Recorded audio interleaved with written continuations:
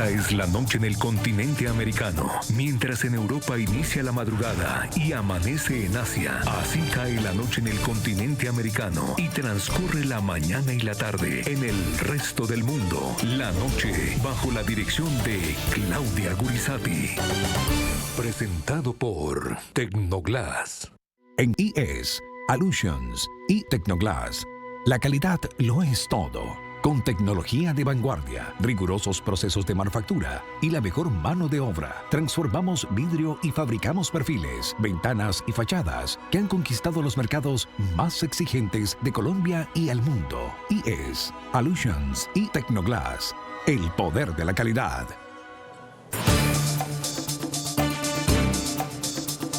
Buenas noches. El programa La Noche, bajo la dirección de Claudia Gurizati, enciende las luces para que usted siempre vea el punto clave de la noticia. Mi nombre es Jefferson Beltrán Neira, subdirector de este programa, y para mí es un gusto acompañarles en la noche de hoy. La noticia es la cuarta edición de la Conferencia Internacional sobre Financiación para el Desarrollo, celebrada en Sevilla, en España.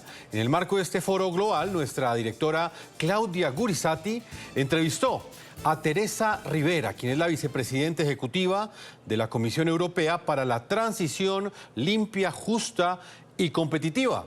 En este interesante diálogo que les vamos a compartir a continuación, conversaron sobre los esfuerzos y las iniciativas que de Europa se están implementando para reducir los efectos del cambio climático, fortalecer la implementación de energías renovables y la descarbonización industrial.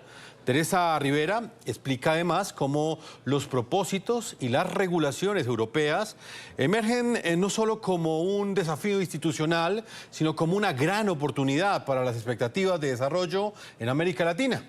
El punto clave de esta noticia: la Comisión Europea presentó el pasado miércoles 2 de julio un proyecto legislativo que busca modificar la legislación de Europa sobre el clima. La iniciativa establece el objetivo de reducir para el año 2040 un 90% de las emisiones de dióxido de carbono con respecto a los niveles de 1990.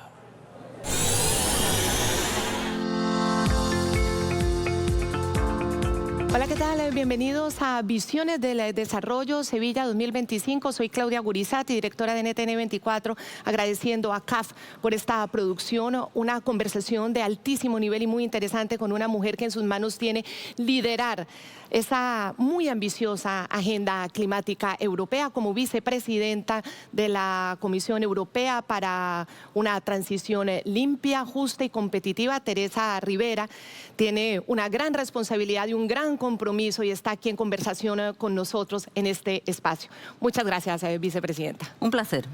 Estamos hablando de una agenda que implica una serie, unos procesos de regulaciones para lograr la descarbonización. La Unión Europea tiene una prioridad muy grande, que es amplificar, fortalecer su competitividad, y dentro de esos parámetros está la descarbonización. Esto está muy claro en el informe Draghi, en el Competitiveness Compass de la Comisión Europea, y lo que queremos saber también desde América Latina es cómo se encajan esos propósitos de la Unión Europea con todas esas necesidades del desarrollo sostenible de América Latina. Pues muchísimas gracias por la pregunta, porque yo creo que es muy importante. Durante mucho tiempo hemos oído algo que es un mensaje duro, y es oír cómo el cambio climático es el gran desafío estructural, existencial de nuestro tiempo. Esto significa que los ciudadanos, cuando oyen un mensaje así, están esperando que sus responsables institucionales, que quienes están en condiciones de facilitar una preparación para ese gran desafío institucional, respondan. Y esto no es tan sencillo, pero hay que conseguirlo. No se puede decir que no hay tiempo, que es difícil, que es complicado. Esto significa que tenemos que pensar de qué manera favorecemos infraestructuras, ciudades, modelos de desarrollo, garantías de servicios tan importantes como la energía, el agua, la seguridad alimentaria, incorporando esa variable del cambio climático. Eso significa que tenemos que reducir emisiones. Eso significa que tenemos que innovar y fortalecer una industria que no genere problema. Esto significa que en cualquier sitio del mundo podemos pensar la manera en la que proporcionar ese bienestar a los ciudadanos esa expectativa de desarrollo y calidad de vida, incorporando políticas y decisiones que sean compatibles con los escenarios climáticos. Eso es fundamental porque además esto es un juego en cadena. En la medida en que se va logrando, puede sobre todo motivar a otras regiones y a otras sociedades para hacerlo. Estamos hablando de América Latina, que todavía no ha logrado los niveles de desarrollo de Europa, que son muy deseados, y por eso también es tan fundamental el trabajo que hacen bancos de desarrollo como CAF, que es este banco que busca impactar con esos proyectos. Como todavía estamos en esa diferencia y hay todavía unas grandes desventajas, ¿cómo se puede hacer para que desde Europa se vaya cumpliendo toda esta regulación, como los CBAM, como el Pacto Verde, y ir trayendo a América Latina y a todos esos productores de América Latina que tendrán que también verse con esas regulaciones? Muchos economistas lo ven como una dificultad, pero hay quienes también ven las oportunidades. ¿Cómo ve usted esas oportunidades? Yo creo que son oportunidades complejas, pero oportunidades. América Latina es un continente joven, consolida democracia, tiene ganas, es ambicioso, sabe que tiene problemas de inclusión, problemas de erradicación de la pobreza, generar oportunidades, es rica en materias primas, tiene una capacidad importante de producir y de pensar de qué forma esa producción o el primer procesamiento de las materias primas puede generar más beneficios, más desarrollo, más especialización, más educación, más trabajo de calidad. Es la responsabilidad de Europa el poder activar la diplomacia de la amistad, la de los partenariados en igualdad de condiciones, la de consolidación de un orden internacional basado en reglas, basado en la calidad de vida de todos.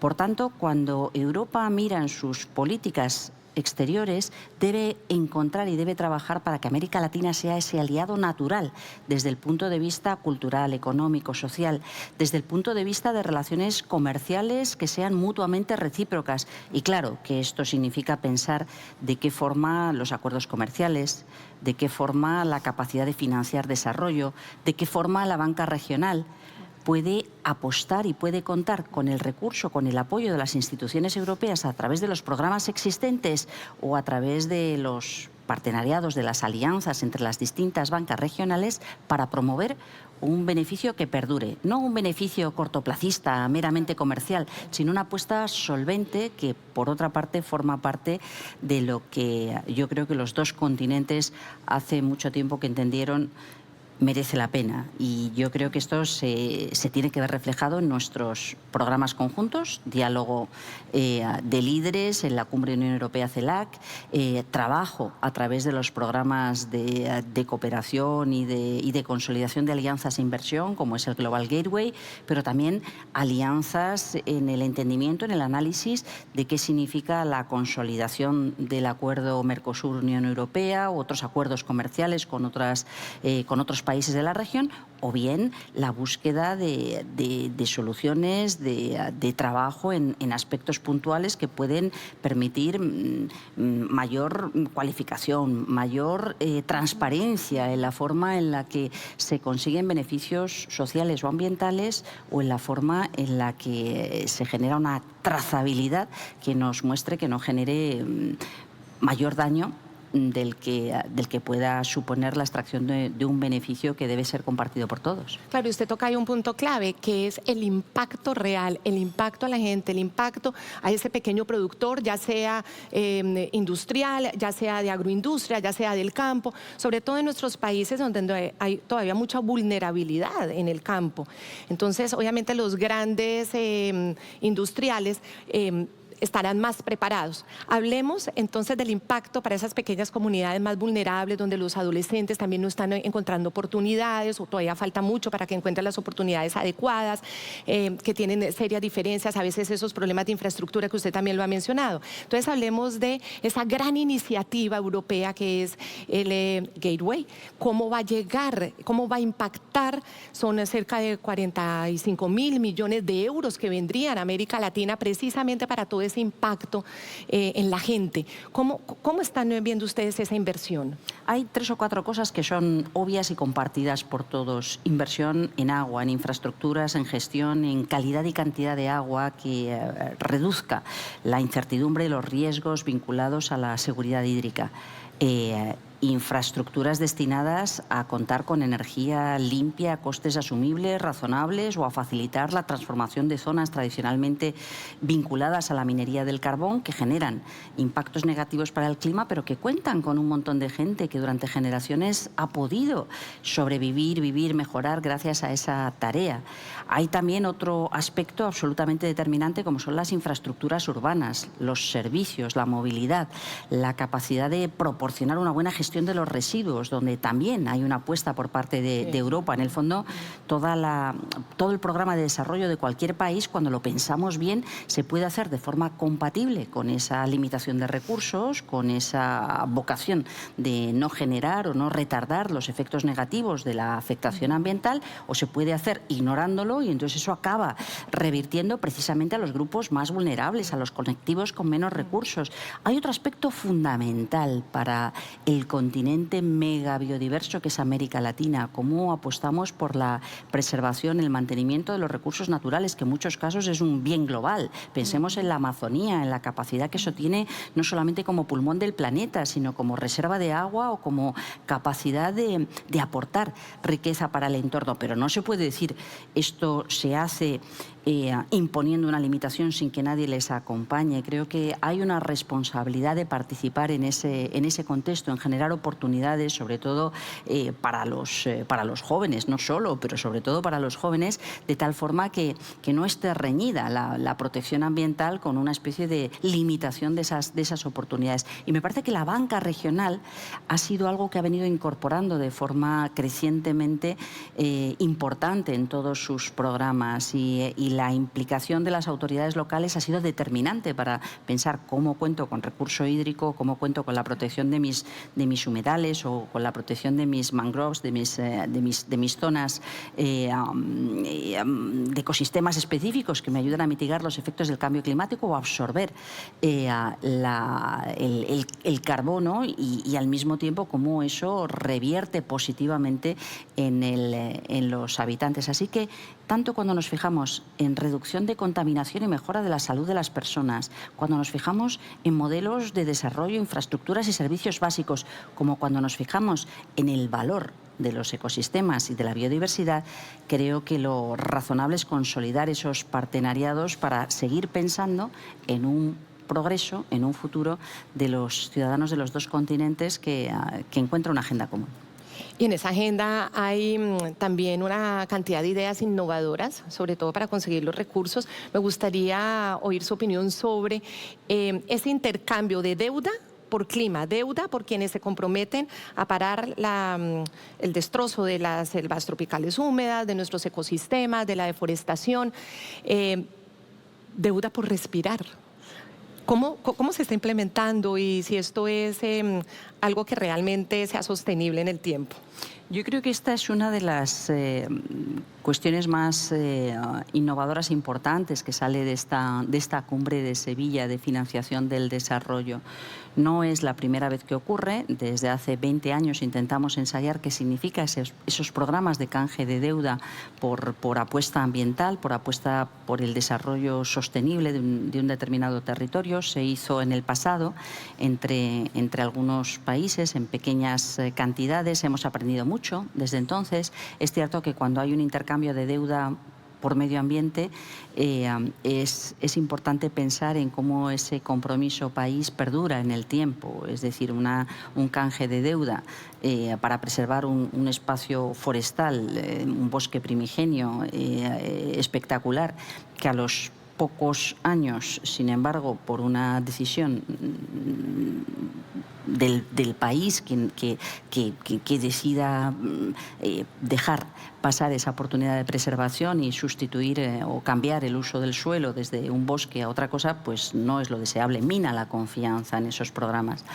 Cambiar deuda por desarrollo social, cambiar deuda por desarrollo ambiental, yo creo que es fundamental. En muchas ocasiones la gestión de la deuda, la recuperación de la deuda resulta enormemente onerosa, en circunstancias frágiles es mucho más solvente a destinar esa cantidad de recursos a ser reinvertido en programas de desarrollo social y ambientalmente sostenible, porque eso mejora la capacidad de recuperación, de crecimiento y de mejora social del país beneficiado. Y el poder incorporar eso a partir de la experiencia de estos casi 20 años de trabajo con experiencias puntuales, con proyectos puntuales, yo creo que es una muy buena cosa que nos debe ayudar a seguir identificando herramientas novedosas, pero solventes, garantizadas, de cómo financiar desarrollo, que es de lo que se trata, que el recurso económico, el recurso financiero esté al servicio de las personas y de la calidad de vida y no a la inversa. Y rápidamente, hablar sobre el impacto también en todos los proyectos de hidrógeno verde y estas otras alternativas, obviamente para garantizar toda esta transición y que sea justa para todos. Sí, hay, junto a esos programas más vinculados a la agenda verde tradicional, lo que vemos es que hay otros vinculados pero actualizados al ámbito de la energía o al ámbito de la minería, al ámbito de los recursos, recursos que son insumos que sirven para la producción industrial. El hidrógeno verde puede ser un gran estabilizador de sistemas eléctricos renovables que en un determinado momento pueden seguir produciendo electricidad, pero sin embargo no hay demanda que permita mantener el equilibrio. Bueno, pues ese recurso puede ser empleado para la producción de hidrógeno y ese hidrógeno puede ser utilizado para descarbonizar procesos en los que se necesita gas, moléculas, no electricidad. Esto tiene una ventaja para la industria local, es un factor de competitividad importante, tiene una ventaja también en las relaciones comerciales si se exporta en condiciones de seguridad, con forma de amoníaco, en grandes distancias en barcos. Y yo creo que estamos en el inicio de esa era, de esa transformación que el hidrógeno puede representar en el conjunto del sistema energético a nivel global. Y el hecho es que hay varios países de América Latina que sienten que tienen una capacidad importante para la producción, utilización y exportación de este gas que les permite pensar en una agenda industrial y energética diferente y el liderar procesos que llevan detrás, evidentemente, equipamientos industriales, servicios, conocimiento, innovación, pero como digo, un incremento muy notable del valor añadido de su Producto Interior Bruto. Interesante haber compartido con usted, vicepresidenta ejecutiva de la Comisión Europea, para una transición limpia, justa y competitiva sobre estos temas, sobre todo los países que necesitan esa transformación de todas las energías que provienen de lo fósil, que no se pueden hacer de un día para otro, porque precisamente esas regalías y esos dineros hacen que haya dinero precisamente para el desarrollo, toda esa transición que se requiere con urgencia, pero que se necesita esta nueva forma de innovación para entrar a esta nueva era. Muchísimas gracias a la vicepresidenta Teresa Rivero. Un placer. Rivera. Muchísimas gracias. Por NTN 24, el canal de las Américas.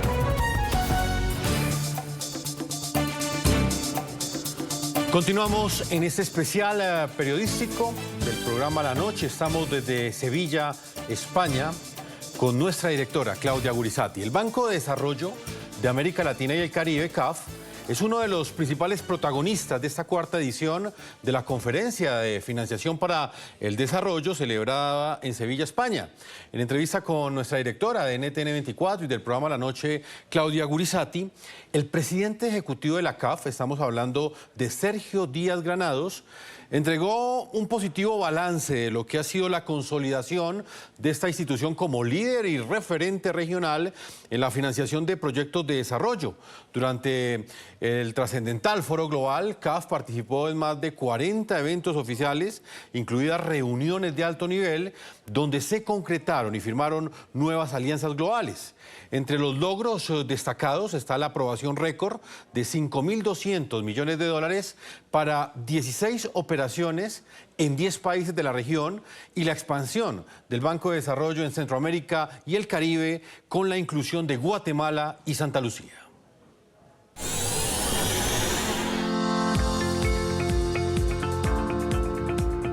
Esto es Visiones del Desarrollo Sevilla 2025 y estamos con el presidente ejecutivo del Banco de Desarrollo de América Latina, CAF, precisamente después de 4 días de un intenso trabajo en este contexto de la 4ª Conferencia Internacional para la financiación sobre el desarrollo.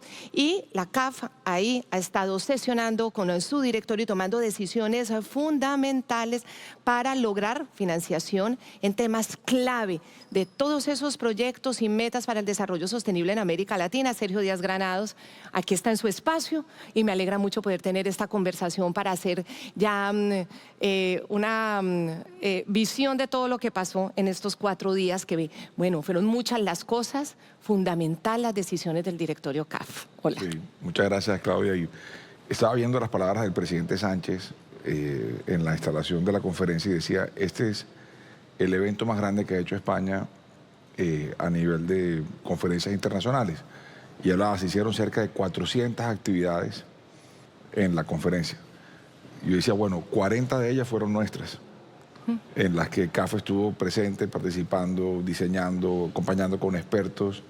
Y a eso hay que sumarle las actividades que fueron en paralelo, que fueron esencialmente el directorio del banco, con la participación de delegaciones de casi todos los países de América Latina y el Caribe, más los encuentros con la Unión Europea y los fondos árabes. De manera que nos sentimos muy orgullosos de haber traído la voz de América Latina y el Caribe a este momento, porque también comparábamos con el equipo cómo había sido la participación de América Latina y el Caribe 10 años atrás en Addis Abeba. Esto es una conferencia que se hace cada 10 años. Y la participación de América Latina, salvo al inicio, que fue en Monterrey, donde estuvo muy activa la región, posteriormente, en los 20 años siguientes, estuvimos muy ausentes, pero en este caso aquí en Andalucía y en Sevilla tuvimos la oportunidad de sentar bien la voz de América Latina y el Caribe. Qué importante porque que se retome la voz de América Latina, porque a pesar de los progresos en América Latina, todavía tenemos distancias profundas y fuertes para lograr que el desarrollo o que las posibilidades del desarrollo sostenible le llegue a la gente. Es decir, hemos avanzado, pero todavía falta. Y que esa voz se haga notar en lo positivo, en lo que se ha logrado, y en llamar la atención sobre lo que falta es fundamental. Y de lo que se ha logrado quisiera que habláramos, porque ha sido histórico que el directorio haya aprobado 5.200 millones de dólares. Nunca antes se ha aprobado tanto dinero para el desarrollo de América Latina en un solo paquete, que además la idea es que vaya a más de 10 países de América Latina y el Caribe, de la región. Eso significa que a pesar de esa crisis de financiamiento de la que se ha hablado o de que el financiamiento está siendo insuficiente, hay ejemplos que devuelven el positivismo. No, definitivamente, yo creo que los instrumentos están, lo que necesitamos es ensancharlos aún más. Y uso esta palabra en sentido gráfico porque es lo que debe pasar en los carriles que tiene hoy la banca de desarrollo y la forma como trabajamos con los países de la región. Y particularmente en los países de renta media, que es el grueso de los países de América Latina y el Caribe. Este banco tiene una particularidad y es que este banco no gradúa a los países en la medida que incrementa sus ingresos, cosa que le ha pasado a otros países de América Latina y el Caribe. Nosotros tenemos una serie de atributos que se vieron expresados en el directorio que tú mencionas. No solamente fue la aprobación de 5.200 millones, la más grande que hemos hecho en la historia del banco, sino que esto confirma que hemos sentado las bases para un crecimiento con una institución que le pertenece a la región, es de América Latina, es para América Latina, es por América Latina y el Caribe. Y adicionalmente logramos en este mismo directorio darle la bienvenida a nuevos países al banco. Va a ingresar Guatemala, va a ingresar Santa Lucía y 2 países que ya estaban en el banco, uno hace 10 años que es Barbados, va a incrementar su participación hacia ese miembro pleno, y otro país que tenía 6 meses de haber ingresado, que es Antigua y Barbuda, va a aumentar también su participación. ¿Cuál es la razón de estos movimientos? Es que los países están viendo la necesidad de contar con una diversidad de instrumentos financieros confiables a los que puedan recurrir para tener acceso a financiamiento, y en eso se está convirtiendo CAF hoy en América Latina y el Caribe. Es un alerón, una cubierta que ayuda a los países a tener resguardo en momentos de dificultad, pero sobre todo también a tener un aliado para avanzar en su transformación y en su viaje al desarrollo. Guatemala, Santa Lucía, todo esto obviamente son los países que ingresan, los nuevos que ingresan. Me gustaría de todas maneras de hablar de la experiencia del regreso de Chile, porque también marcó un momento importante. Chile, uno de los países que más desarrollo ha tenido en la región, que tiene prácticas y experiencias muy interesantes, es un país muy sofisticado. ¿Cuál ha sido el impacto de que hayan logrado volver a traer a Chile y que se haya abierto otra vez la puerta del CAF para Chile? Es muy importante porque Chile fue fundador de CAF en su momento. Había una reflexión a finales de los 60s que paradójicamente sigue siendo muy válida hoy, y es que el sistema de financiamiento del desarrollo no es suficiente.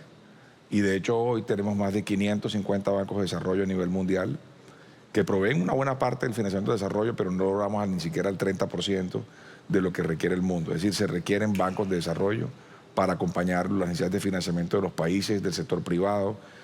Y entonces Chile, por una razón interna, se retiró de CAF en el año 77 y regresó nuevamente en el 92, pero estaba en el proceso de convertirse en miembro pleno, iba en un proceso gradual que se completó hace 3 años. Y ese regreso de Chile nos ha permitido a nosotros, en el caso de CAF, en generarle una oferta de financiamiento al nivel de lo que requiere Chile. Y eso está pasando hoy. Estamos aprobando casi 2.000 millones de dólares de nuevos proyectos en los últimos 2 años, muchas obras de infraestructura, como el puerto de San Antonio, que va a ser el puerto más grande en Chile y en el sur de Sudamérica, los ferrocarriles, el metro de Santiago. O sea, hemos logrado encontrar fórmulas financieras que le permiten a CAF ser no solamente un actor relevante, sino un actor pertinente. Chile es un mercado sofisticado, es un mercado exigente, y el regreso de Chile nos ha permitido a nosotros demostrar que estamos a la altura de las necesidades de Chile, que podemos trabajar con el sector privado, que podemos trabajar con el sector público, que podemos hacer grandes obras de largo plazo y que podemos ayudar a Chile también en el acceso a financiamiento a nuevas fuentes, a fuentes distintas que están hoy a disposición del mundo.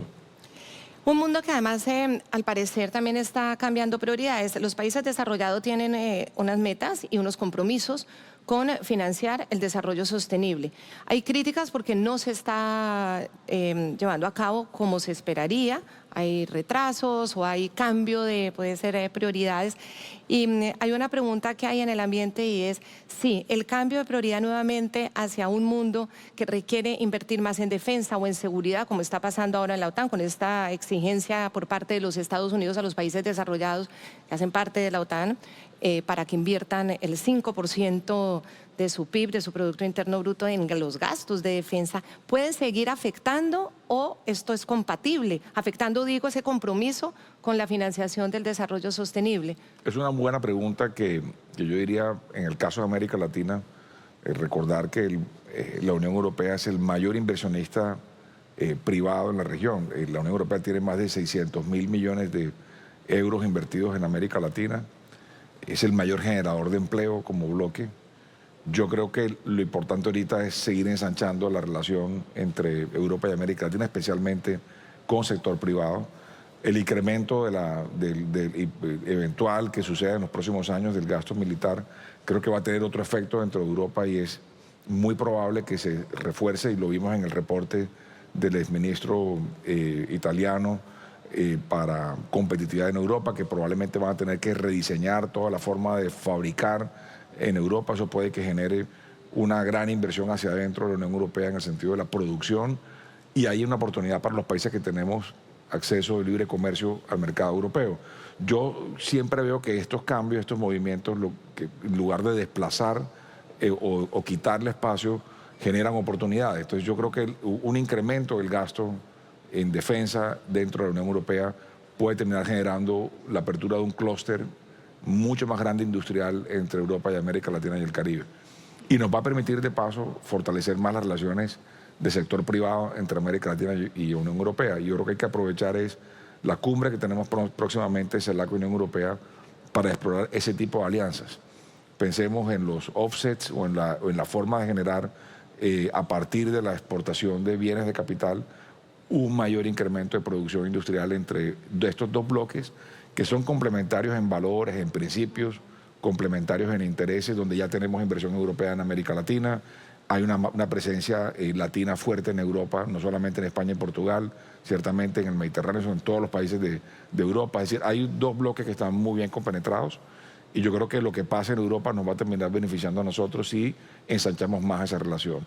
Entonces yo diría que tenemos hoy una oportunidad con Europa importante y veo al mismo tiempo una sofisticación en los mercados de capital, ha sido la evolución de Europa, y es un mercado que cada vez nos aporta más a América Latina vía, por ejemplo, la emisión de bonos que hacemos desde CAF en el mercado europeo. Entonces yo veo una relación para los próximos 10 años que si usamos bien estas cumbres que vienen y les damos un buen marco a este tipo de iniciativas, vamos a poder ver un crecimiento y un florecimiento de la relación entre América Latina y Europa. Y ahí va a ser fundamental todos los proyectos que tienen que ver también con el respaldo a los productores de América Latina que tendrán que verse. Usted hablaba de todas estas nuevas metas de Europa frente a ampliar su competitividad, el informe Draghi, la brújula de competitividad, los CBAM que están a punto ya de entrar, que ya pondría un impuesto al carbono que se emite en la producción de cualquier elemento que se venda en la Unión Europea. ¿Cómo hacer para no dejar solos a esos productores y que ellos puedan, al contrario, mejorar la competitividad porque cumplen los parámetros para poder acceder a los mercados europeos con todas estas regulaciones que son muy fuertes y además porque Europa subsidia a quien hace producción verde? Sí, yo creo que tenemos, vuelvo insisto, en la cumbre que tenemos ahorita en Santa Marta, Colombia, el 9 y 10 de noviembre, una oportunidad para chequear los avances de todas estas medidas. Algunas de ellas están diferidas para terminar de darle tiempo de cumplimiento a los países. Otros sectores han alcanzado ya esas metas de cumplimiento y van a tener acceso al mercado europeo. Yo creo que hay que procurar en estos meses, yo diría del lado nuestro en América Latina, estamos muy a la expectativa que avance la aprobación del TLC con Mercosur. Si eso pasa, el 97% de los países de América Latina y el Caribe va a quedar con un acuerdo comercial con la Unión Europea. Y ahí podemos hacer lo que llaman los expertos una acumulación en diagonal entre todos los países de la región que quedaríamos en ese espacio. Por tener un orden de proporción, si se aprueba el tratado con Mercosur, 97% de los países de América Latina con acceso comercial privilegiado a la Unión Europea. 44% de los países de América Latina con acceso al mercado americano y 14% a China. O sea, realmente el área de libre comercio grande que vamos a tener los latinoamericanos es con Europa y hay que fortalecerla, es muy complementaria y puede aumentar los flujos no solamente de comercio de bienes y servicios, sino también de inversión. Y es una plataforma para el conocimiento. Entonces yo creo que tenemos una oportunidad, vista las decisiones que ha tomado la Unión Europea sobre cómo quiere que evolucione su mercado en términos de calidad de productos, puede ser perfectamente compatible con los esfuerzos que está haciendo América Latina y el Caribe. Lo que vamos a usar son las herramientas jurídicas que tenemos a la mano y, por supuesto, las financieras. Entonces, aquí hemos hecho una alianza grande con el Banco Europeo de Inversiones, con el BEI, la suscribimos con la presidenta del BEI hace un par de días acá en Sevilla, tenemos un marco de trabajo muy definido con la Comisión Europea, hemos avanzado una alianza con los bancos europeos, el Banco de Casa de Depósitos de Italia, con AFD en Francia, con KfW en Alemania, con Cofides en España. Entonces, tenemos una alianza cada vez mejor organizada entre los bancos y eso no lo teníamos hace 10 años, ni hace 20 años, ni hace 50 años, lo tenemos hoy. Yo digo que tenemos que ver los próximos 10 años más con esta visión de qué herramientas tenemos hoy a la mano, más de mirar hacia atrás de lo que no tuvimos y pensar que es que no somos capaces de remontar esa historia. Yo creo que podemos remontarla y podemos remontarla muy bien entre Europa y América Latina. Reorientar a América Latina precisamente para poder llegarles y no quedarse solamente en el problema, sino ver cómo, al contrario, que incluso aportemos en esos proyectos fundamentales que es la descarbonización, aunque pues América Latina no es el que está contaminando al mundo. Aquí hablemos también de esas formas diferentes o creativas o que hacen valer precisamente el potencial de América Latina como es la biodiversidad, los intercambios de deuda por clima, porque la deuda es uno de los efectos más fuertes que está generando que no llegue también la financiación. Primero hay que también sanear deuda para poder obtener más financiación. Eso, ¿qué perspectiva tiene ese tipo de soluciones ya diferentes o creativas? Yo creo que es muy importante porque partiendo de la base de los países de América Latina están ubicados entre Cáncer y Capricornio, ¿no? O sea, la franja del trópico, todos los científicos han dicho, es la franja que más va a sufrir por cambio climático. Y la primera línea de fuego son las islas del Caribe, porque son las que van a sufrir no solamente el incremento del mar, sino la fortaleza de los huracanes, que es esencialmente el problema que estamos viendo con cambio climático, es la intensidad de unos fenómenos. En esencia, en América Latina, la crisis climática es una crisis hídrica, una crisis de agua. Se va a expresar en sequía o se va a expresar en inundaciones. Entonces, lo que tenemos que hacer es preparar los países para enfrentar esa realidad. Y la infraestructura que tiene América Latina tiene dos características. Es insuficiente y es obsoleta. Es insuficiente porque nosotros no hemos logrado cubrir a todos los ciudadanos con agua y saneamiento, con acceso al riego o con vías que, que les permitan la conectividad. Y adicionalmente es obsoleta porque lo poco que hemos hecho son infraestructuras que tienen 30, 40, 50 años y no están preparadas para enfrentar el cambio climático, o sea, la intensidad de sequía o sea, la intensidad en lluvias. Entonces, con esto en mente, tenemos que comenzar a pensar en los productos financieros y cuál es la estrategia de financiamiento frente a esa realidad. Entonces, los canjes de deuda se ofrecen como un herramienta, yo diría, es una herramienta dentro de una caja, no es la única herramienta, no puede ser la principal herramienta, pero es una herramienta que es valiosa especialmente para los países que tienen alta deuda y ahí podemos ayudarles a aliviar la presión de la deuda, que es como una fiebre en el cuerpo, ayudarse a bajársela y adicionalmente salvar, rescatar, recuperar, restaurar algún tipo de bien patrimonial esencial. Entonces yo pongo un ejemplo en el caso nuestro, el año pasado hicimos el canje de deuda más grande del mundo sobre un río, lo hizo CAF y lo hicimos en el país más pequeño de América Latina, que es el río Lempa en El Salvador. O sea, hicimos un proyecto que es absolutamente icónico en el 2024, 1.200 millones de deuda, eso es un trozo grandísimo de la deuda del Salvador, le dio un gran respiro al gobierno de El Salvador. Y nosotros con las ahorros que estamos generando estamos financiando la recuperación del río Lempa, que es el río principal en esa zona de Centroamérica. Que es una descontaminación del río. Una descontaminación, restauración. Exacto, los caudales. Le ayudamos a los productores agrícolas que están al lado, recuperamos las márgenes del río, reforestamos. Y va a ser un proceso de recuperación a lo largo de los próximos años. Ahora estamos discutiendo con los países del Caribe cómo hacemos un canje de deuda regional, que nunca lo hemos hecho. Es decir, cojamos varios países. Y si metemos varios países y cruzamos varios países, es más fácil salir a los mercados a buscar realmente inversionistas interesados de verdad, en un canje de deuda por naturaleza. Y los países del Caribe lo vemos siempre como países pequeños, pero la superficie marítima es muy grande. Y en el caso del Caribe, el Caribe tiene unas barreras de coral, unas reservas de biosfera, un peso específico en el planeta superior a lo que representan las superficies de tierra que tienen las islas. Entonces, esto es lo que estaban valorando a la hora de la discusión. Pero si logramos incorporar ya no un país o dos países o 3 islas, 4 islas, sino parte de un territorio continental. Pensemos, por ejemplo, que se puede hacer algo entre Colombia, Barbados, Antigua y Barbuda, Dominica, Grenada. Podemos incluir las islas, por ejemplo, San Andrés y Providencia del lado nuestro. Podemos incluir a Dominicana, hacer algo muy comprensivo en el Caribe. Es más fácil que salgamos con un buen programa de canje de deuda. Eso está en diseño, en evaluación por parte de los bancos y queremos que además no solamente sea un banco, sino sean varios bancos de la región concurriendo. Entonces yo creo que lo que vamos a ver hacia adelante es este tipo de respuestas como también de ecosistema, es decir, respondemos varios países, varias instituciones al tiempo para dar ese beneficio. Y de hacer valer lo que tiene América Latina, que tiene los mares, tiene las aguas, tiene los bosques en cuanto a la deforestación, bosques, selva tropical húmeda, pues vale para el mundo, porque el mundo respira gracias a esto. Sí. Los bonos verdes y los bonos azules, ¿cómo están funcionando y qué perspectiva tienen también para el futuro? Yo los veo positivamente, yo creo que hay que trabajarle más a los inversionistas, eso es lo más importante, que los inversionistas entiendan la importancia de estos bonos, la importancia de tener ese tipo de producto también ellos en sus activos. Y del lado nuestro yo siento que cada vez hay más conciencia en la elaboración de los programas. Hicimos una emisión exitosa hace un mes de un primer bono de $100 millones que nos ayudó también a entender que éramos capaces de hacer los programas, esto va a ser en Ecuador y en Brasil, y encontrar el inversionista interesado en ellos. Bono azul. Bono azul. Y eso le va a servir muchísimo a los países, a estos dos países.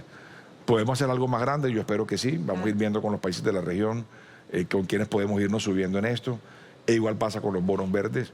Y en el caso de los bonos verdes, nosotros desde el banco lo que hemos querido hacer es revisar 14 ecosistemas que consideramos estratégicos en América Latina. Obviamente el Amazonas es la nave insignia, siempre va a ser el gran foco de atención global por lo que pesa el Amazonas en la estabilidad climática, pero tenemos una cantidad de ecosistemas en América Latina que merecen igual protección, respaldo. Ya mencionamos los del Caribe, pensemos en los del Pacífico, pensemos en el Chocó biogeográfico, pensemos en el Trifinio en Centroamérica, o en las reservas del Chaco, o la Mata Atlántica en Brasil. O sea, tenemos una serie de ecosistemas, o los páramos, por ejemplo. Entonces, ahí queremos también trabajar programas, elaborar los programas y luego ir a buscar el financiamiento para ellos y ayudar con eso también a la mejora de los pagos de intereses que tienen que hacer los países de América Latina y el Caribe. Es importante también de toda la diversidad para el financiamiento que busca CAF, todo el tema de los países árabes, los fondos de Emiratos Árabes Unidos y los países árabes. ¿Por qué ha sido tan importante? Miren, déjenme regresar al principio de esta entrevista cuando hablábamos de la falta de presencia de América Latina hace 10 años y el incremento de esa presencia ahora. Y es que hay actores nuevos. O sea, yo diría inclusive la misma CAF hace 10 años y probablemente no hubiera podido hacer lo que estamos haciendo hoy. Entonces responde a una evolución natural también de las instituciones. Y de pronto hace 10 años no estaban tan definidos ni tan claros los propósitos, los enfoques de los fondos árabes para nosotros. Entonces, yo veo hoy una gran oportunidad que fue lo que pasó. Esta es la primera vez que sentamos en la misma reunión al Grupo Árabe Coordinador, donde están los principales fondos de desarrollo, con los ministros de América Latina y el Caribe, con los ministros de Hacienda y Finanzas de América Latina y el Caribe. Conducida la reunión por dos instituciones que llevamos 40 años conociéndonos y trabajando, que es el OPEC Fund y la CAF. Con el OPEC Fund hemos movilizado casi $3.000 millones en los últimos 40 años, pero hemos hecho un tercio de eso, lo hemos hecho en los últimos 2 años. Es decir, la relación se ha ido estableciendo mucho más sólida entre los fondos árabes y nosotros. Entonces, hemos avanzado en la firma de los convenios, los marcos para poder trabajar, para entendernos, por ejemplo, cosas tan sencillas como los días hábiles en los que podemos hacer un trabajo, cuántos días hábiles son para ellos, qué son días hábiles para nosotros. Hemos logrado llegar a un nivel de preparación que nos permite pensar que en los próximos años vamos a poder movilizar muchos más recursos. Y aquí la oportunidad fue escuchar a los ministros decir cuáles son sus prioridades, los ministros de Finanzas, qué necesidades tienen de financiamiento, dónde están viendo las oportunidades, por ejemplo, con el sector privado. Y escuchar de regreso los fondos de desarrollo, decir, bueno, estamos listos para sentarnos a hacer un trabajo más ordenado que nos permita organizar mejor las capacidades que tienen estos fondos y los intereses que tienen ustedes en América Latina y el Caribe. Y esa fue una buena conclusión. Entonces, yo veo que ese para mí es uno de los productos o de los momentos más importantes de la reunión y que nos va a quedar para hacer el trabajo hacia adelante. Mucho trabajo hacia adelante, pero de todas maneras agradecerle Sergio Díaz Granados, presidente ejecutivo de CAF, del Banco de Desarrollo de América Latina, estar llevando a la región al nivel que le corresponde y con la importancia que se merece. Así que muchísimas gracias y lo vamos a seguir acompañando en todo este proceso porque son muchas las perspectivas y el futuro que tiene en toda esa visión que ha usted impuesto al interior de la CAF. Muchas gracias. Gracias, Clau. Este minuto final para agradecer la entrevista, pero sobre todo para reconocer a los equipos de CAF que han estado aquí al frente de esto. Ha sido un clima en Sevilla inolvidable, más de 45 grados todos los días. Ha sido un calor abrasivo, inclusive aquí donde estamos, pero ha valido la pena. O sea, si de pronto, a veces dicen los cocineros que con buen calor se cocina mejor, entonces esperemos que salga aquí un buen producto de estos días acá en Sevilla. Seguramente, ya nos vemos entonces en la próxima reunión ahí en la Unión Europea y CELAC, que va a ser fundamental. Muchas gracias. También con calor en Santa Marta. Seguro, en Santa Marta, que además también se viene una celebración. La CAF está muy comprometida con los 500 años de Santa Marta, la primera ciudad fundada en Colombia, así que también esto va a ser muy interesante. Sí, así es. Acompañando también todos esos proyectos que impactan en la gente. Gracias. Esto fue Visiones de Desarrollo Sevilla 2025 con el presidente de CAF.